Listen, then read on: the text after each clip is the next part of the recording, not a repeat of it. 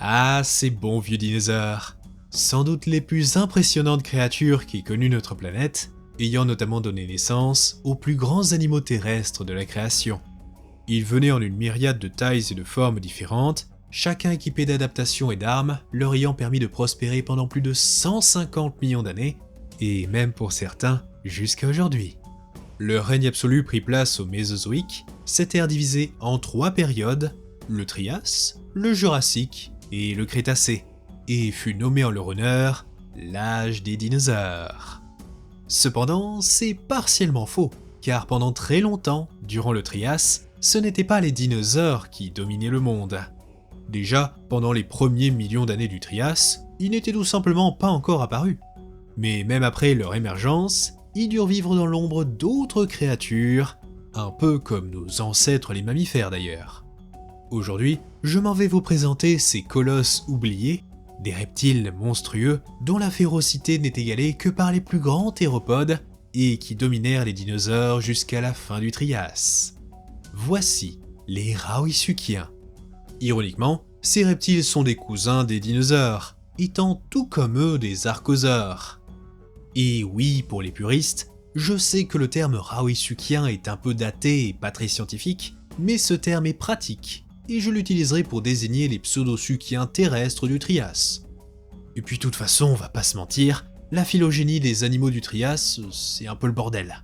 Mais passons. Les premiers seraient apparus il y a 249 millions d'années, au début du Trias, et l'on retrouva au moins 39 genres différents, la plupart étant de grands carnivores quadrupèdes, mais nous verrons qu'il existait plein d'exceptions. Tous étaient très différents les uns des autres, d'où la difficulté de les classer correctement.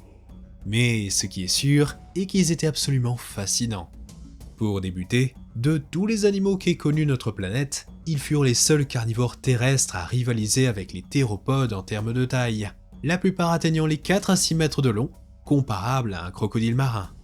Mais certains furent encore plus grands, tel le Postosuchus, pouvant dépasser les 7 mètres de long. Il fut de très loin le plus gros prédateur au sein de son environnement, mais même lui n'était pas le plus monstrueux.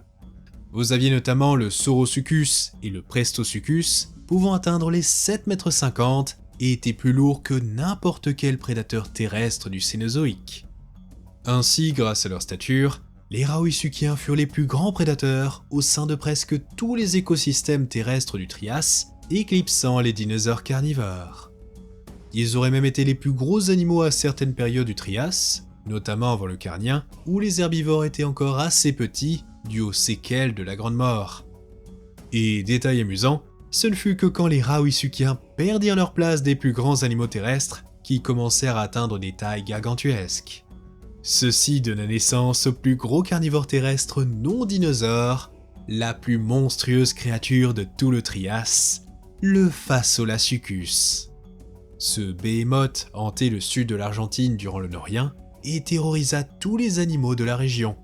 Même les plus petits spécimens adultes découverts étaient plus grands que tous les autres Rauisuchiens, à une exception près, et les plus gros étaient purement et simplement cauchemardesques. Pour vous donner une idée, vous aurez pu croiser une sorte de crocodile terrestre géant de plus de 3 tonnes pour environ 10 mètres de long. Donc plus gros et long que certains grands théropodes connus, tels Gorgosaurus, Magengasaurus, Carnotaurus et même ce cher Allosaurus. Avec un tel gabarit, Phaseolasuchus n'était pas juste plus gros que n'importe quel mammifère carnivore, mais tout simplement le plus gros prédateur terrestre non dinosaure de l'histoire. Même le Barynasuchus, dont nous avons parlé récemment, était moitié moins gros que Phaseolasuchus. On peut donc supposer qu'il était le maître incontesté de son environnement et aurait chassé les premiers grands dinosaures, tels Coloradisaurus, Powellvenator et Zoopaesaurus. Concernant ces derniers, cela fait déjà 13 millions d'années qu'ils ont pris leur essor, et ils connurent une rapide radiation évolutive suite à l'extinction pluviale du Carnien. Et certains devinrent assez impressionnants, avec l'apparition des premiers grands sauropodomorphes noriens, devenant les proies de nos crocos géants.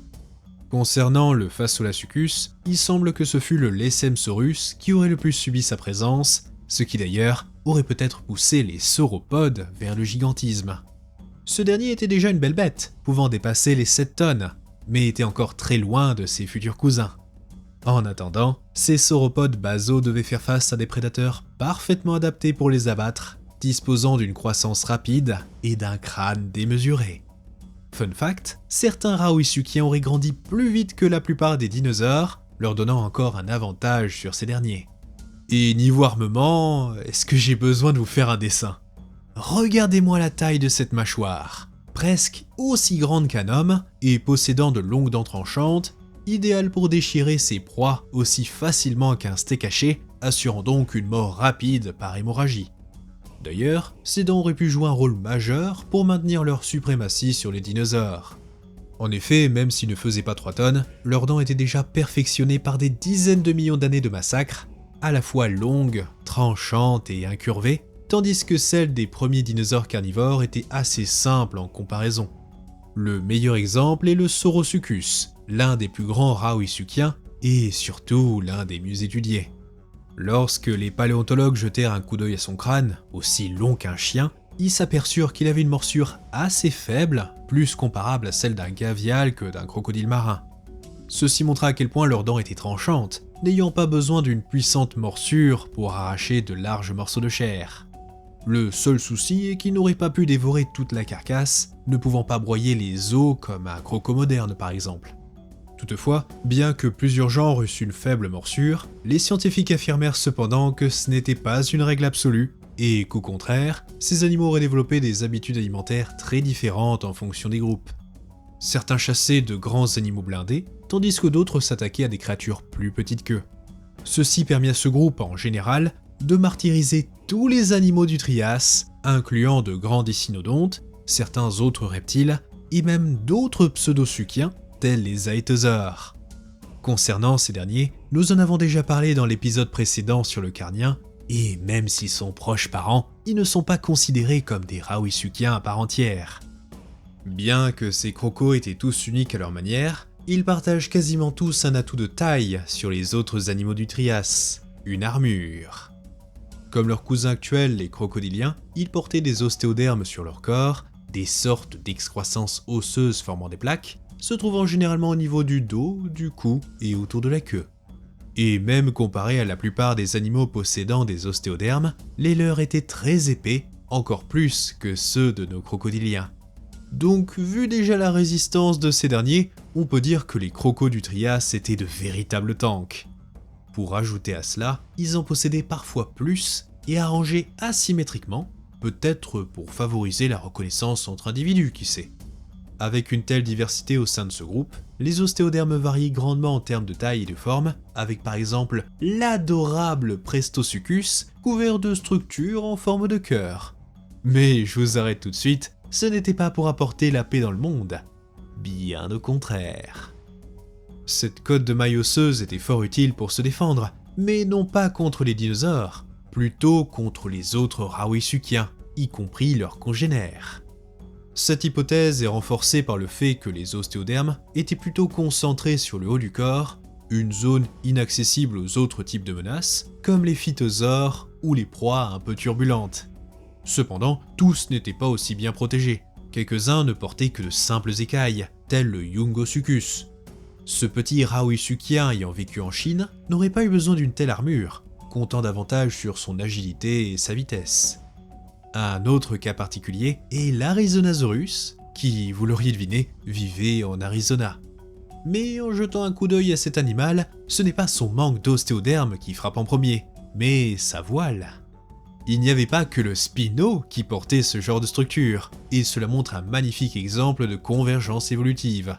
Ceci fut peut-être à cause du climat chaotique du Trias, avec des températures absolument insupportables pour de nombreux animaux. Donc tout comme Dimetrodon et Spinosaurus, la voile de l'Arizonasaurus l'aurait sans doute aidé à mieux gérer la température de son corps. Et il n'était pas le seul, avec d'autres cousins tels Ctenosauriscus, Bromsgroveia et Hypsilorakis portant aussi des voiles. Il est aussi probable que la thermorégulation n'ait pas été la seule utilité de cette structure et elle était probablement utile pour les interactions entre individus. Comme dirait un grand philosophe, quand il y a crête, il y a quéquette. Bien que ces crocopunks étaient plutôt bizarres, même pour ce groupe, ils étaient loin d'être les seuls étranges Raoisukiens. Par exemple, vous avez le Cyanosuchus, celui-ci ne possédant pas de voile certes, mais étant semi-aquatique. Pour tout vous dire, il s'agissait du seul Rawisuchien connu à avoir ce mode de vie, et ce malgré les liens de parenté avec les crocodiles. Cyanosuchus possédait une queue assez typique, latéralement aplatie, et de hautes épines neurales pouvant indiquer la présence de muscles liés à la nage. De plus, il possédait une armure plus légère, un cou plus long, idéal pour choper des poiscailles, et ses pattes n'étaient pas adaptées à la nage, suggérant qu'il était aussi bien à l'aise sur terre que dans l'eau. Cependant, il n'était pas bien gros par rapport à la plupart de ses cousins, et ne faisait donc pas le poids face aux premiers phytosaures et amphibiens géants du Trias moyen. À la place, il aurait plutôt habité les chaudes mers du Trias. Et non, malgré leur ressemblance, il n'avait rien à voir avec le fameux Notosaurus, qui, malgré ses airs de croco, était plus proche des plésiosaures. Encore un exemple de convergence évolutive. Cet exemple montre à quel point les crocos du Trias étaient diversifiés, mais le plus frappant fut ceux qui ressemblaient aux futurs maîtres du monde, les théropodes. Vous vous souvenez quand j'ai dit que les Rawisuchiens étaient principalement quadrupèdes? Eh bien, certains décidèrent de suivre une autre voie, développant ainsi la bipédie avec par exemple Chuvosaurus, Ephegia, Poposaurus et Silosuchus. Il est même difficile de ne pas les confondre avec des théropodes, avec des membres antérieurs réduits, des hanches de dinosaures et un crâne extrêmement ressemblant à ceux de certains théropodes. Bref, pas étonnant qu'ils furent longtemps pris pour des dinosaures. Néanmoins, les paléontologues se ravisèrent en observant des chevilles et une posture typique des Rawisuchiens. Et ils ne se contentèrent pas juste de se dresser sur deux pattes, car certains rivalisèrent aussi en termes de taille avec les grands théropodes. Ces Rawisuchiens bipèdes n'étaient pas tous des géants, avec Ephegia, Chuvosaurus et Poposaurus ne dépassant pas les 3-4 mètres de long. Mais leur cousin le Silosuchus, lui, était un véritable colosse, presque aussi grand que Fasolasuchus, avec une vertèbre suggérant une longueur d'environ 10 mètres pour une hauteur de 2,50 m.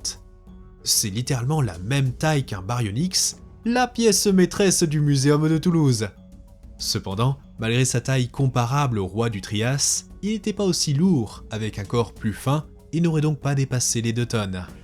Mais la plus grande différence aurait été son régime alimentaire, car contrairement à la plupart de ses cousins, ce croco géant bipède était herbivore. Attendez, je répète, un croco géant bipède herbivore. Oh, j'adore le Trias. Ceci fut montré par sa bouche sans dents ressemblant à un bec, qu'il aurait utilisé comme les hadrosaures pour arracher le feuillage. Et il n'était pas le seul, avec ses cousins bipèdes Ephegia et Chuvosaurus étant aussi des herbivores. Poposaurus quant à lui était bien carnivore, mais plus agile et rapide que ses cousins quadrupèdes, un peu comme un théropode quoi. Et j'ai une petite surprise pour vous. Vous vous souvenez de Sur la Terre des dinosaures, avec Postosuchus?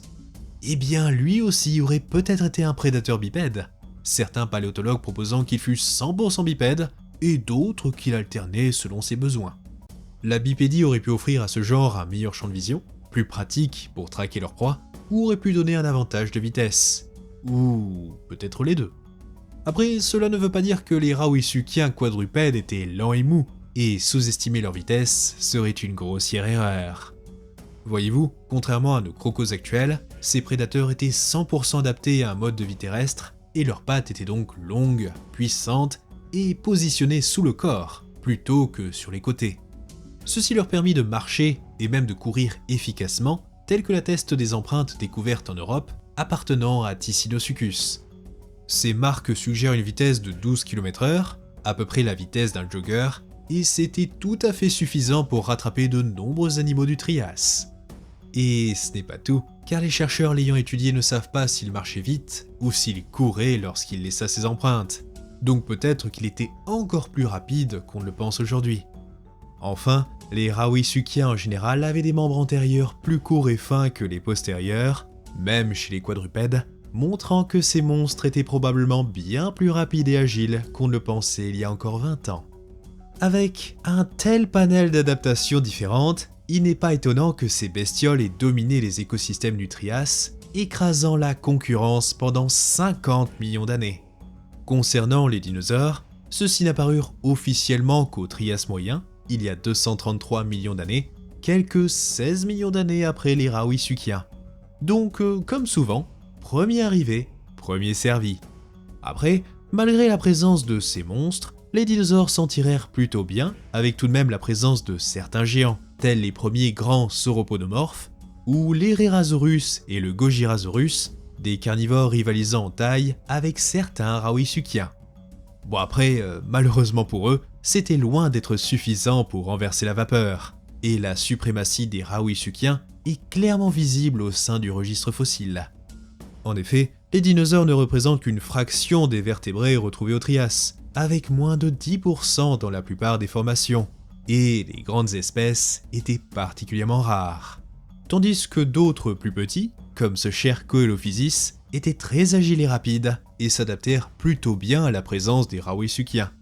De plus, il semble que les dinosaures auraient pu trouver refuge dans les zones les plus froides du globe, où les Raouï-Sukiens étaient beaucoup moins abondants, mais hélas, toujours bien présents. En effet, grâce à la configuration des continents, avec une Pangée encore entière au Trias, ils purent coloniser le monde entier. Néanmoins, aucun ossement de Raouï-Sukien ne fut retrouvé en Antarctique pour le moment. Aussi, le climat était bien différent, étant beaucoup plus chaud, et les déserts recouvraient de larges portions de la Pangée, même à la fin du Trias. Les quelques lacs et rivières auraient cependant offert quantité de proies aux Raouï-Sukiens, et lors des sécheresses, ils auraient été les dernières créatures à mourir. Certains paléontologues proposèrent même qu'il y avait des genres grégaires, avec des cas de plusieurs spécimens retrouvés en groupe. Le meilleur exemple est le Decuriasuchus, avec 9 individus vraisemblablement morts ensemble et sans signe d'affrontement. Avec autant d'atouts, pas étonnant que les dinosaures durent rester dans l'ombre de ces monstres, et le règne des Raouï-Sukiens aurait encore pu continuer pendant des dizaines de millions d'années. Mais ce ne fut pas le cas, et ironiquement, l'événement qui vit apparaître les Raouï-Sukiens mena aussi à leur fin. Une extinction de masse d'origine volcanique. Beaucoup de gens oublient que le Mésozoïque connut non pas une, mais 2 extinctions de masse majeures, incluant donc l'extinction Trias-Jurassique. Les paléontologues estiment que cet événement débuta il y a 200,4 millions d'années et fut absolument dévastateur pour la faune du Trias. Les détails sont encore assez flous, mais l'hypothèse principale serait que cette catastrophe fut causée par l'éruption de la province magmatique de l'Atlantique central, ou CAMP pour la faire courte. Cette zone était aussi large que le Canada, faisant d'elle la plus vaste province ignée du monde. Cette éruption, ou plutôt ces éruptions, auraient duré 600 000 ans et furent divisées en 4 épisodes de dévastation bien distincts. À eux tous, ils éradiquèrent 3/4 des espèces avant l'aube du Jurassique, incluant tous nos chers crocos géants. Comme vous vous en doutez, ces grands animaux furent particulièrement touchés par ce cataclysme et furent tous exterminés, laissant place à de nouveaux superprédateurs. Il existe tout de même une grande part de mystère. La raison pour laquelle les dinosaures s'en sortirent plutôt bien tandis que les Raouï-Sukiens s'éteignirent fait grandement débat. Après tout, les sauropodes, qui étaient au moins aussi gros que les Raouï-Sukiens, n'ont pas disparu. Une hypothèse intéressante serait que ces éruptions générèrent un hiver volcanique qui causa un refroidissement soudain à un moment donné et que les dinosaures, qui avaient l'habitude de vivre plus proche des pôles, résistèrent bien mieux que les autres archosaures. D'autres pensent que les dinosaures se seraient juste adaptés plus rapidement à ce monde en ruine et surclassèrent les crocos survivants. Mais dans tous les cas, il est certain qu'ils furent, tout comme les Raouï-Sukiens avant eux, les grands gagnants de cette extinction. Et ainsi débuta le règne absolu et incontesté des dinosaures. Comme toujours, merci de votre attention, et je compte sur vous pour exploser l'espace commentaire pour aider à faire grandir le zoo perdu.